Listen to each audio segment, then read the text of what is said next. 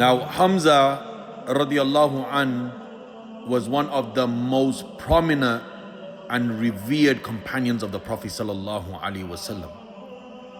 The Prophet sallallahu alaihi wasallam gave him a title that is none equal to other, and that was Asadullah, the lion of Allah. Why? Because due to his bravery, his courage and strength in battle, Hamza was the uncle of the Prophet sallallahu alaihi wasallam and one of the earliest converts to Islam. And in the world of battle and bravery, there was no one like him. There was no one like Hamza radiallahu an, the lion hunter. But why he was given that amazing title was because he used to go into the jungles, he used to hunt lions, and he used to kill them, make a jacket out of it, and he used to return. Hence that title was given to him, the lion hunter. Now, he wasn't just the uncle of the Prophet sallallahu alaihi wasallam, but he was a warrior who stood against the enemies of Islam with unmatched courage. His strength was legendary. Hamza radiallahu anh would charge into battle, cutting through the lines of the enemies like a lion hunting its prey. And at the battle of Uhud, when the Muslims faced a trial, a tribulation, Hamza stood tall, fighting like a lion. No other was fighting like him except Hamza radiallahu anhu, defending the Prophet sallallahu alaihi wasallam, defending his faith and the companions of the Messenger Muhammad sallallahu alaihi wasallam. But even the mightiest fall, and Hamza radiallahu anhu was martyred that day, but his legacy lives on. And how he was martyred, Allahu Akbar.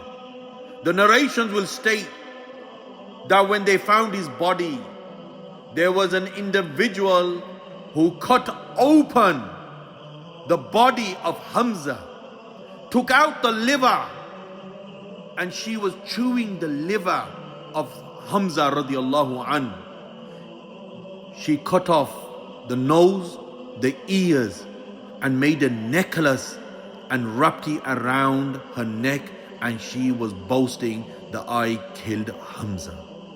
And this was the end of Hamza radiallahu anhu. But as we know, his soul was entered into a green bird and is roaming around in Jannah, the uncle of the Prophet sallallahu alaihi wasallam. His courage, his love for Islam, his sacrifice.